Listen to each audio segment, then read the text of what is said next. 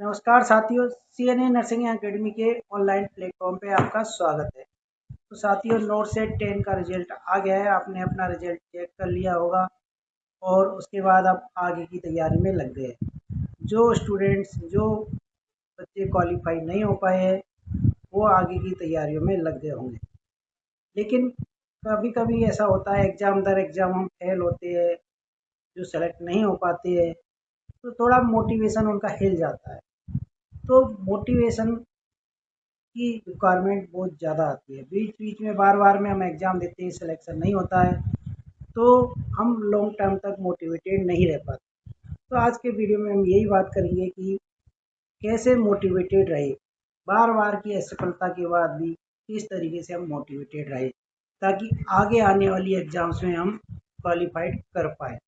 तो दोस्तों, नर्सिंग की एग्ज़ाम्स में नर्सिंग ऑफिसर्स, नर्सिंग सुपरिटेंडेंट, जितनी भी नर्सिंग की एग्ज़ाम्स है उनमें काफ़ी सारी नर्सिंग की एग्ज़ाम्स होती है। उनमें नोट सेट की एग्ज़ाम हर साल होती है और भी काफ़ी सारी एग्ज़ाम्स आती रहती है। तो आपको बिल्कुल भी निराश होने की ज़रूरत नहीं है। कोई ना कोई एग्ज़ाम आप चले क्वालिफाइड कर पाओगे, लेकिन उसके लिए आपको कंटिन्यूअस एफर्ट करते रहना चाहिए। अभी आपने नोट सेट की तैयारी की, आरआरबी नर्सिंग सुपरिटेंडेंट की तैयारी की, उनमें चलो आपका सिलेक्शन नहीं हो पा रहा है, आपने चेक किया होगा, अपना एनालिसिस किया होगा, तो जो कमी आपकी रह गई है उनको रेक्टिफाई कीजिए। कौन कौन से टॉपिक्स हैं जो आपके लूज रह गए थे, कमज़ोर रह गए थे, ये टाइम है आपको उन टॉपिक्स को कवर करने का, क्योंकि अभी आपका फर्स्ट टाइम है, कोई फ्रेश वैकेंसी नहीं है, तो आप उनको कवर कर सकते हैं। उनको कवर कीजिए। उसके साथ साथ मोटिवेटेड रहने के लिए आपको क्वेश्चन प्रैक्टिस करते रहना है। क्वेश्चन प्रैक्टिस आपको नहीं छोड़नी है, क्योंकि आपने आरआरबी की एग्ज़ाम दी, नोट सेट की एग्ज़ाम दी, तो आपने सारी थ्योरी पढ़ ली होगी और उसके बाद ही आप एग्ज़ाम देने गए। तो जो थ्योरी आपने पढ़ी है उसके लिए बार बार में फिर से थोड़े दिन बाद फिर थ्योरी पढ़ना, ये अभी सही नहीं है। तो इसलिए जो टॉपिक्स आपके छूट गए उनको आप बेशक पढ़िए उनकी थ्योरी, लेकिन आप क्वेश्चन प्रैक्टिस करते रहोगे तो आपको बार बार में थ्योरी पढ़ने की ज़रूरत नहीं पड़ेगी। और जो क्वेश्चन प्रैक्टिस करोगे, आप एनालिसिस निकालोगे कि आपने कितने क्वेश्चन लिए थे, उनमें से कितने सही किए, कितने नेगेटिव किए, तो धीरे धीरे आप का स्कोर इम्प्रूव होगा, तो आप मोटिवेटेड रहोगे। मोटिवेटेड रहने के लिए आपको क्वेश्चन प्रैक्टिस करते रहना है। तो मोटिवेशन हर एग्ज़ाम में ज़रूरी है।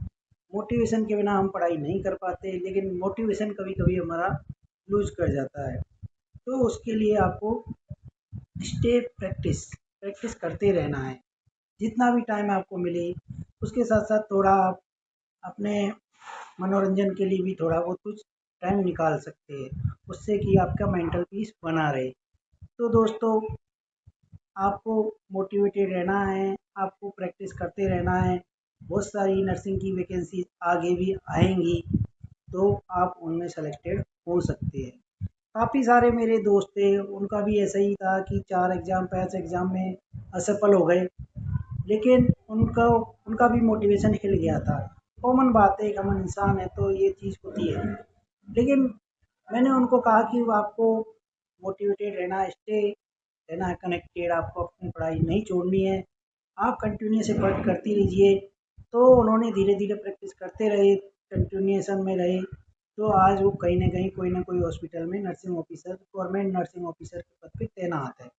तो ये सब मोटिवेशन की वजह से ही हो पाया, और ये सब कंटिन्यूअस एफर्ट करते रहने से ही हो पाया। तो आशा करता हूँ आप भी मोटिवेटेड रहेंगे, निराश नहीं होंगे, और एक न एक दिन नर्सिंग ऑफिसर की वैकेंसी को क्वालिफाइड करोगे और आप भी एक सक्सेसफुल नर्सिंग ऑफिसर बनोगे, गवर्नमेंट नर्सिंग ऑफिसर। तो यही मेरी आशा है।